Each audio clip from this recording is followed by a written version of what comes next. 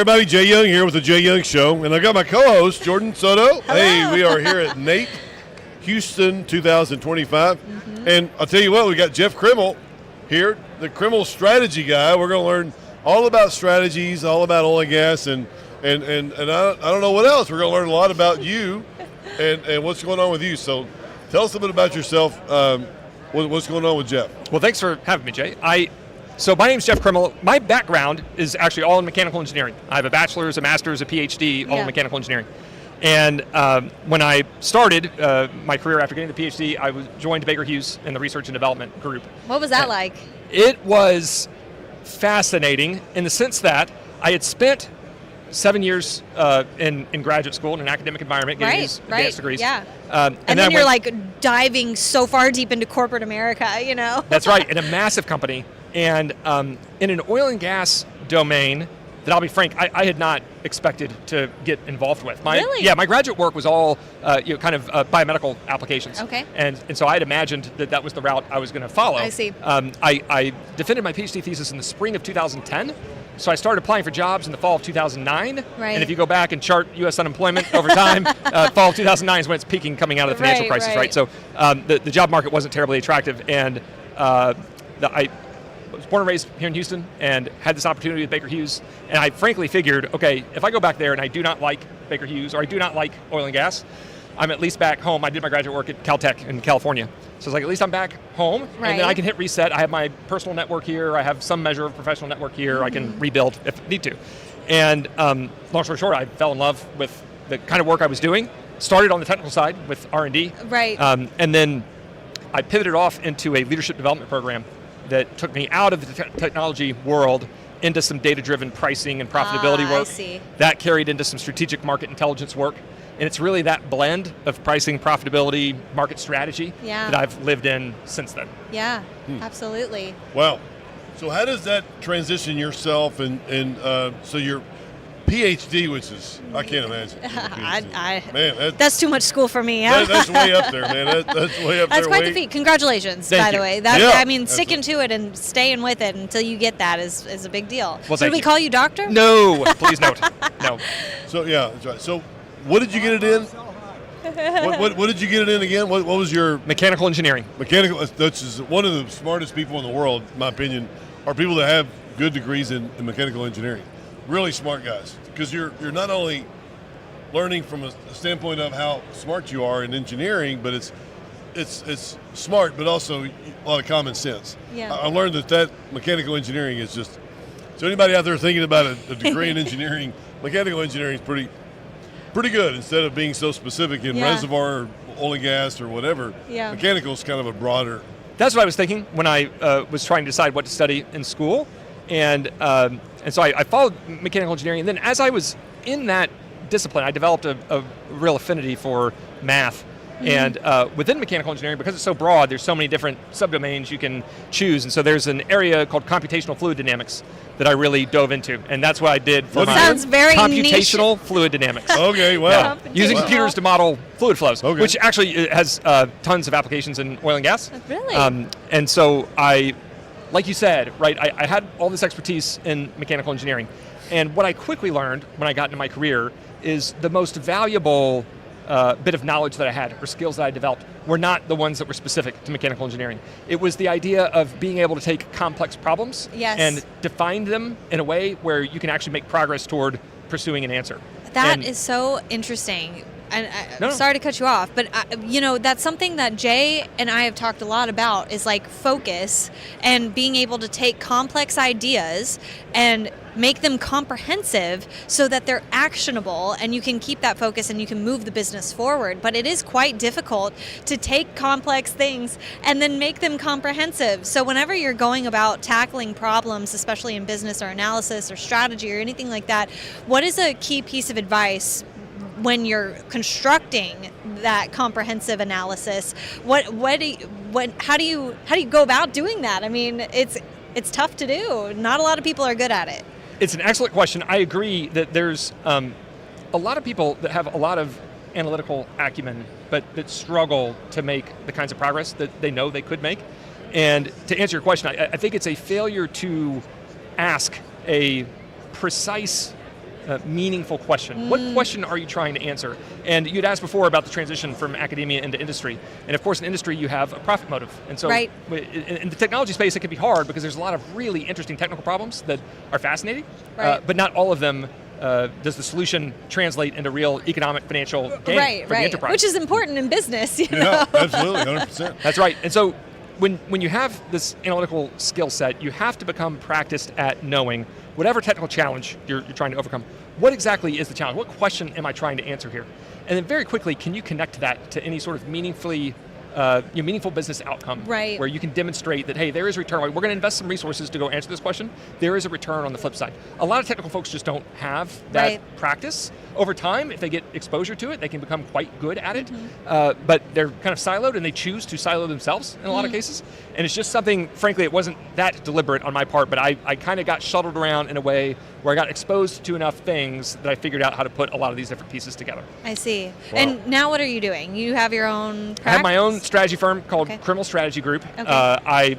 There's a couple things I do there. The biggest piece is a consulting piece where I work with energy and industrial executives to use market intelligence to build better business plans and make better business decisions. I also have a Substack newsletter called Foundations of Energy, where I write about the principles of the energy industry, and we were talking beforehand about building up energy literacy and trying to give folks a better understanding of why the broader energy apparatus looks the way it does, whether we're talking oil and gas, whether we're talking renewables or coal or nuclear. I write about all those things, and as part of that effort, I also do in-person workshops, typically for aspiring or existing leaders to help them build the acumen they need, whether it's corporate finance or strategy, or to improve their own professional outlook from there. So I'm in all those domains. Fantastic. So why Substack? Why not like a eBlast or anything like that? Sure. Yes, the Substack was because in my estimation, there was a critical mass of people that were aware of it. It has a really good delivery system where I can package what I'm doing, they'll format it, they'll deliver it in a reliable way. I felt like it was going to be a better experience for the reader following that path, and so far so good. Good. Well, I mean, like we had talked about, Landman has really kind of blown the cap off of people's interest for the energy industry, and even though it's for entertainment purposes, there's not a lot of fact. There's a little bit, we got to give them some, but it's humanizing the industry and it's making it comprehensive. So just like you had said about creating comprehensive, actionable responses to complex issues or challenges or opportunities, however you want to frame it. I think that getting people's interest and starting the conversation to build the literacy is really where we can start making movement about humanizing the industry and making it relevant to the people of every day. I mean, I watched this one video on Instagram, and it was an interview, and she was like, how do you think, where does electricity come from? And she's like, I turn on the light switch, but that's as far as it goes. And so, to define no, we have to do this to get this, then reframe it to this. And I didn't know our oil we had to send off, get it done, and then refine it and then bring it back and all of those things. So I think just having those little pieces of information and then, to even define that further of okay, well, what is doing all these things? I don't know. I just want oil in my car, I just want my lights to turn on. As cheap as possible. Yeah, exactly. As cheap as, you guys make it happen and we will just consume it. All right. Yeah. But it's very complicated. Yes. It's, and we produce 20 million barrels of oil a day. I'm sorry, we need 20 million barrels of oil a day in the United States, and we're only producing 13, so, and we don't even use all the 13 million that we have, which is what you're saying. Right. We export some of that. Right. And then bring it back because our refineries here can't handle it. Right. Plus Canada, Mexico, and all these other things. We're trying to put tariffs on them, and we're trying to make change. Yeah, trying to make it hard on everybody, and instead of having cheaper fuel, which is what that's not going to do. Right. Then it'll make it higher. But so let me ask you this. Oh yeah, go ahead. No. I was going to say, why do you all of a sudden think, okay, I think a Ph.D. is a good idea, and why did you want to get a Ph.D.? What was the big thing in your life that said? Did you just like school? Yeah, you just all right, well, you got enough money to do it, and so you're like, okay, I'm gonna sit here and, or what was the big driving factor? Yeah, what was the big end game for you thinking, hey, I want to get my PhD? What was that? Yes, there is an element of me liking school, no doubt, so I won't run away from that. I did like school. I like the academic environment. One metaphor that I've used in the past is the PhD I took to be my personal version of running a marathon. I wanted to see, was I capable of achieving sort of the highest level that I was exposed to within this academic environment. And that is a motivation that I've carried with me throughout life. It's just being able to test my own abilities and really demonstrate to myself that I can play the game at the highest level. So there was that bit of it. What you'd mentioned about the money, and this was a very important part of it, was my graduate school expenses were fully covered by the school. So I was working on a project that was funded by the National Institutes of Health, and it was through that grant that all of my work was funded. So by no means was I living extravagantly. I was making very, very little money as a graduate student. Hey, but I also cardboard furniture is still furniture, Yes, it was. Yeah, it was bare essentials out there. But the point was not to indulge, in those things. It was to spend time trying to explore. So you wanted to accomplish it, but why? What was the big? Hey, I'm going to be a doctor and I'm going to teach Harvard University? Or what so actually, it wasn't even that grand. When I started, I got my undergraduate degree at the University of Texas at Austin, and I went out to Caltech for a master's and PhD. Toward the end of my time at the University of Texas at Austin, I had done a handful of cooperative engineering assignments where I would go to school full-time term and then work full-time term. Okay. And so I did that with a company called National Instruments. It was a testing and instrument company.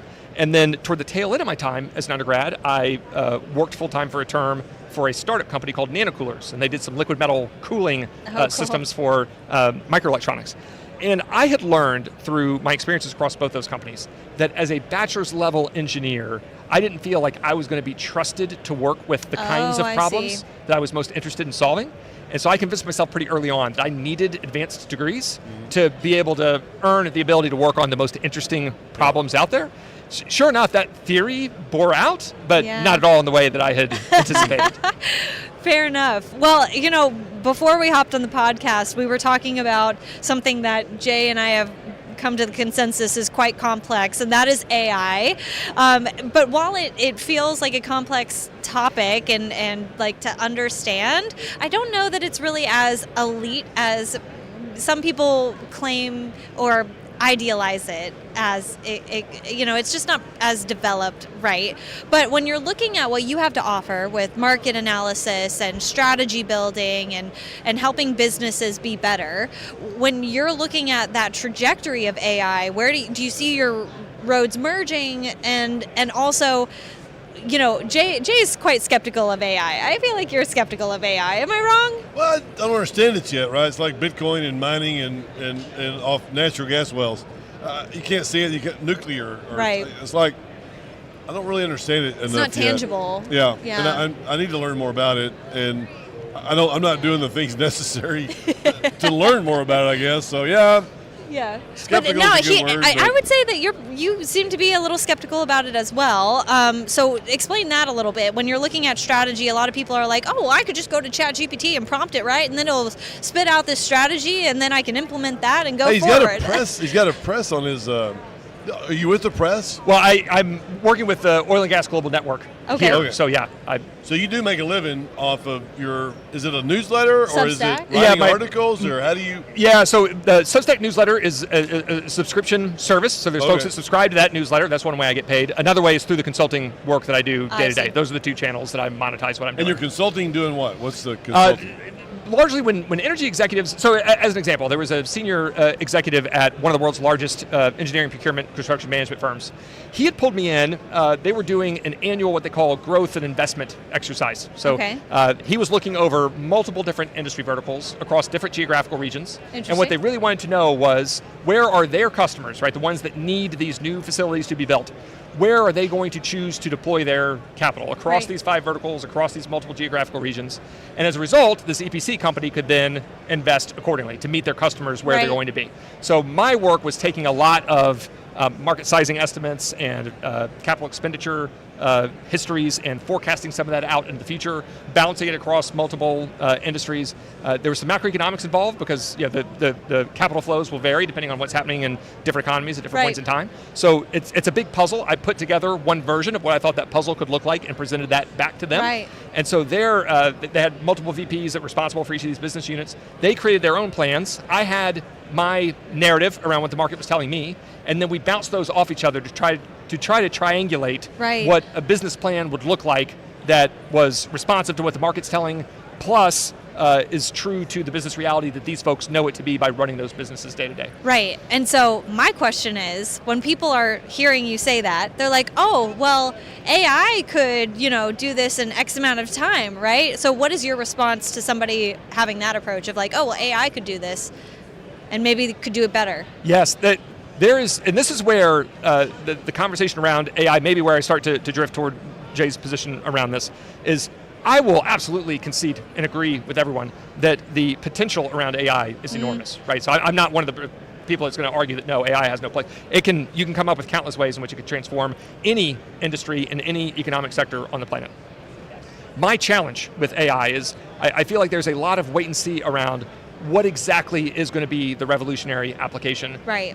Economic sector by economic sector. So within, say, we want to isolate down to upstream oil and gas. Within upstream oil and gas, what exactly is AI going to allow us to do differently going forward compared to what we've done in the past that will unlock meaningful financial gains? There's a lot of speculation around what that might be. I think my personal level of excitement will grow considerably once someone has demonstrated that reality and people are starting to embrace it, right? So with that said, I'm in your boat. I'm not the one to lead in AI, right? Because you want someone who believes almost blindly, almost irrationally, frankly, in the potential of AI. You want those people to push AI. Yeah. I'm more of the pragmatist around, I am convinced there are applications in which it will change the game. I have not yet seen anything. So I've, of course, seen all the generative AI tools, and those are great. I'm not trying to belittle those. Those really do save people a lot of time and help you organize better. But again, it's all based off of the data that's inputted into it. And so when you're looking at the data that's inputted, that goes back to like, it can't be predictive until you have the data uploaded into it. And so like for Jay, like for your business, where would that application of AI even work into it? Maybe email writing, but I don't know exactly that it would help email you. writing, using that, but us also, but also doing research. I think there's a lot of upside in doing a lot more research. And I've got a friend of mine, like I said, a guy that used to work with us, who's getting a software package together. And AI, so you can say, hey, out of the 1 million wells that were drilled in the last 30 years, how many of them produced over 200,000 barrels of oil in the Sprayberry? Interesting. And it's just right there. Right? Oh, that's awesome. So it's so much more information, so much quicker than doing all the research. And you'd never be able to do all that research if you're doing it by hand. Right. Unless you had 400 people and you had 20 years or something. But it's just so much information at the it's at your fingertips. Right. That could be something greater. Yeah. And so, I mean, there's just so many different questions that I can throw out. There's so much training, I think, that has to happen to the AI platforms anyway in order to get them at the point of which human intelligence is at. And even then, I would be skeptical slightly still. But one company that is kind of doing, I think what you're saying here is Corva. Corva is like the app store for the energy industry, I think is like one of their taglines. They work with Baker Hughes, so full circle moment there with Baker Hughes conversation. But they work on predictivity. I don't even know if I'm saying that right, but I could be totally wrong about that. So Corva, I'm so sorry. Please do not come after me if I'm totally messing this up. But no, I think that they're taking in the data and then they're creating AI that is specific to wells and things like that. So maybe for your Substack, I don't know, that would be interesting for you to like look into. And Jay, I don't know if that helps you, but I believe the CEO's name is Ryan. You should connect with him. He's pretty awesome. They just had their CorvaCon. It was so fun. Anyway, I digress. Oh, good. But the conversation around AI, I think, is really intriguing. I think that it is one of those wait and see kind of things. And then when we're looking at the roads emerging for your strategy building and things like that and AI, I mean, when do you see that even being like a reasonable like integration point, time frame wise? Right. this is probably going to be a disappointing answer, but I'm going to, in my world, and I think in a lot of these worlds, I'm going to continuously adopt it more and more, right? So I already use generative AI today in a way that I wasn't using it even 3 or 4 months ago, and I certainly wasn't using it. I think we're all using it for emails. I think that's across the board. Make this polite. What Jay said about research, about, right, we one of the strongest convictions that I have, and it's not anything controversial, but right, we live in a world with an abundance of data and an abundance of information, and we need tools to filter out, which of this data is meaningful. Yeah, is most meaningful to us. Or if no single piece is all that meaningful, but if somehow we combine it in a way that the meaning multiplies considerably, then we need tools that will allow us to do that. And I already see in kind of simple versions with the generative AI tools that I'm able to comb through a lot more information than I was before to try to find signals amongst noise. And so I think I will continuously adopt it more and more. I think there will be AI tools that, I was just reading this morning, in fact, that one way in which AI tools have historically struggled is around tabular data sets, right? So it's one thing to go into huge bodies of text, everything exists on the web. It's another to try to do some of the analytical stuff that you do when data is structured and tabularized. And so I think there's a lot of developments coming in that domain, and those will be areas that I end up playing in. I think that it's come a long way from what it was, and it doesn't feel as surface level and shallow as it was when it first came out, but still there's a lot of massaging. It's a good starting point. I wouldn't say that it's an end point by any means, but it's definitely a good starting point. Yeah. Jay, any other questions for him with business strategy? Where do you see it going in the next couple? Where do you see you and your company? And what mergers and acquisitions. You're pretty well versed in that as well, right? Yeah. So. Yeah. That is an interesting dynamic inside of energy generally. It's something I've written about a lot. That we're now in this new world order where interest rates are much higher than they were in the prior decade, and there's a lot more.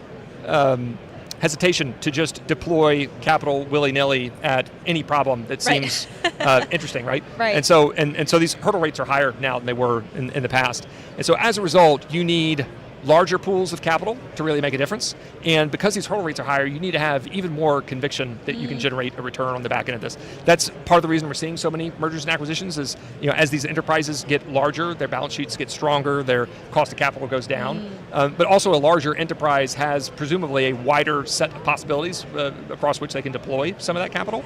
And they have more intellectual horsepower from the talent that exists inside the enterprise to think deeply about how we should be deploying this capital that's relatively scarce and that shareholders have high expectations around. So it's driven a lot of consolidation, and I think we're going to continue to see that. Clearly not quite at the rate that we've seen it over the past couple of years. I was going to say, how much more can we consolidate? I mean, there's not a lot left. That's right.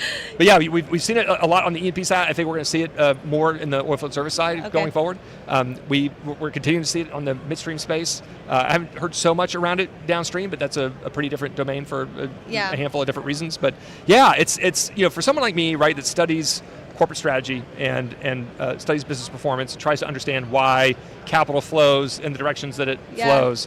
Now is a very interesting time because there's many more constraints around these capital flows, and so it makes the consequence of any particular capital allocation decision a lot higher, which again is why we're seeing these management teams think so deeply and structure themselves accordingly. And it's something that selfishly I get to be a part of by studying and analyzing and being involved. It's fun. Probably quite exciting as well. Where do you see the next major consolidation happening in the industry? If we were to see some big headline in the business press, I think it would still be on the upstream oil and gas side. So to use one that's particularly provocative, right? You could imagine, say, a Shell BP combination.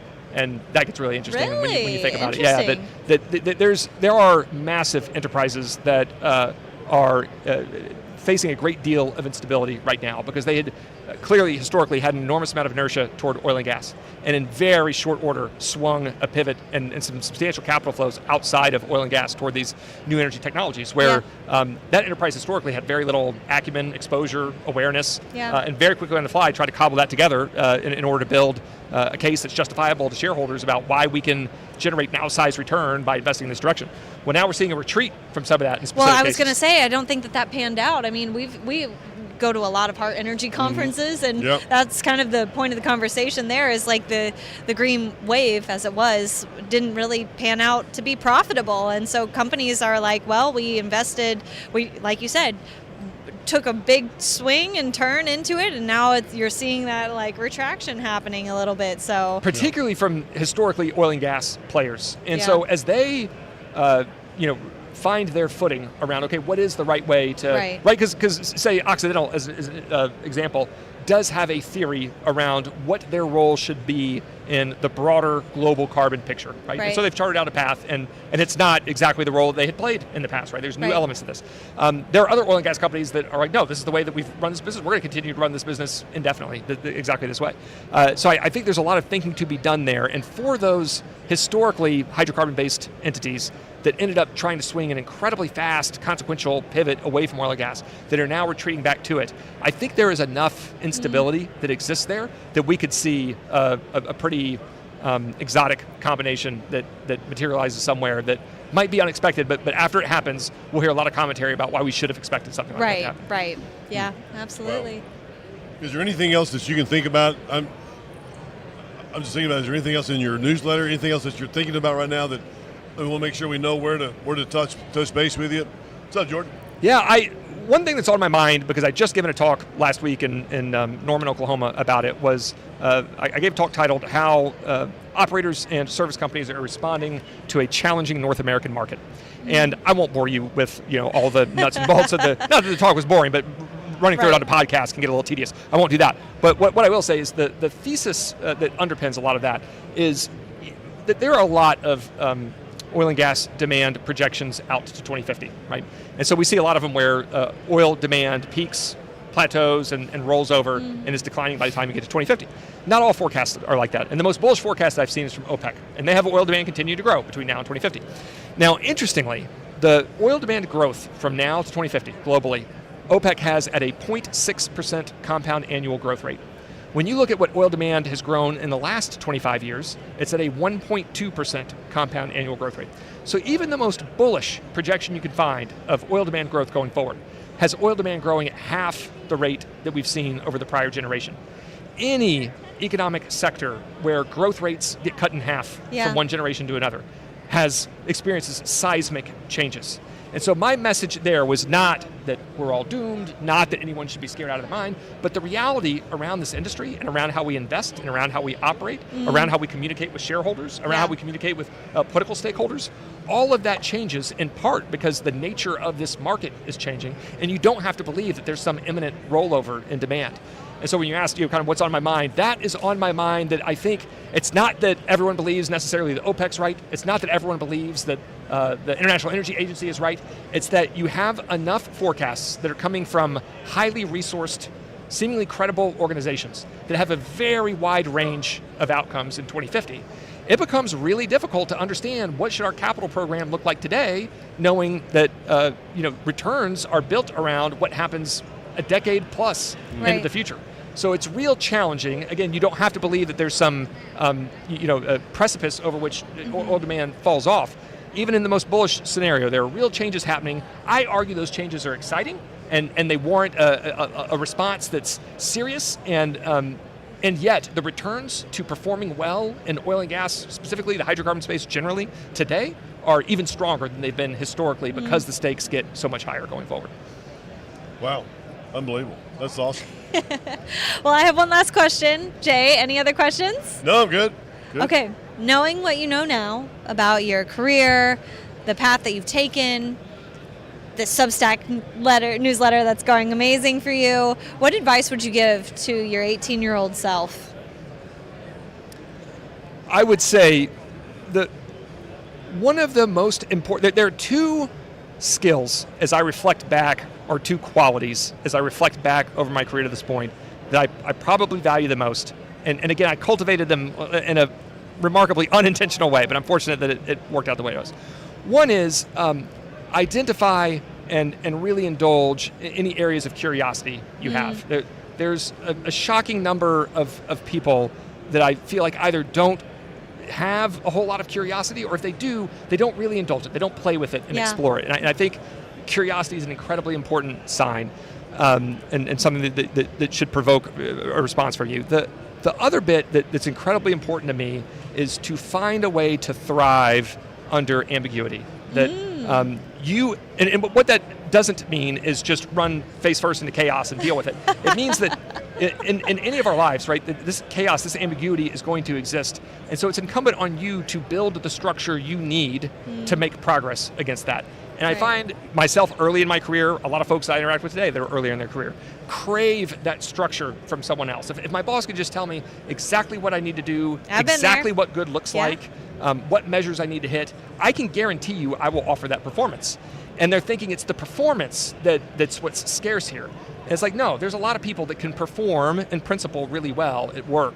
The real scarce resource is being able to engage with an ambiguous set of dynamics and really define a structured way that you can, get back to our very first question, you can pose a question that has meaningful business consequence and then start making progress against that. So find your areas of curiosity and deal constructively with ambiguity, those two things, and That's the awesome. world's your oyster. I know. I was like, Stay man, curious. we went around and I think that's your best answer yet. Yes, it's on every one of our podcasts. Yes. That's the best answer we've ever had. Yes, stay curious. I mean, love it. so specific and so just Yeah. out of the blue. And Yeah. wow, awesome. Well, we didn't ask anything about Landman. Oh, yeah. Have you been watching the show? I have not seen it. I haven't seen the seen it. show either, but everybody's up in arms about it. I know, it's Jay's been unbelievable. watching it, though. And you like it? I do. I liked it. Really good. Is it done now? Or It's there's done. new seasons? First season's Okay. done. They had 10 episodes, about an hour each, 45 minutes, each. You know what I love about series is that it's like they're like mini movies. They're like movies are like an hour and a half long. So like series are now just But this is like a movies. 10-hour. This is like a 10-hour movie. And honestly, as it should be, because Yeah. there's too much information to pack into an hour and a half. Yeah, that's exactly what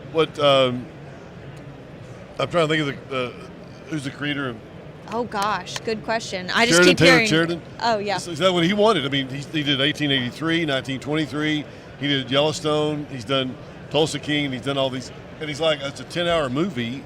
Yeah. There's enough there for him to be creative and Right, and to do- not have stale content, but well, we did slightly talk about it because we were talking about energy literacy, and so that's one of the Yeah. things that we did talk about in that capacity. So, but it's been a pleasure talking with you. Hope you're enjoying NAPE. It's been such a pleasure to walk around and get good coffee and. Absolutely, thanks, and we want everybody to go to follow you on LinkedIn. Substack? Yeah, Oh, on LinkedIn. Yeah, Okay, probably okay. yeah, every single day, basically on LinkedIn, I post a data-driven energy post. Okay. It's the easiest way to stay in touch great. with me. And if you Yay. like reading about energy, I post about it plenty, and you can find everything else I do through LinkedIn. Oh, that's great. Well, thank you very much, Jeff. Appreciate Jay, Jordan, Appreciate you. Yes, thank you thank so you. much. Really appreciate that. Yeah. Thank you very much.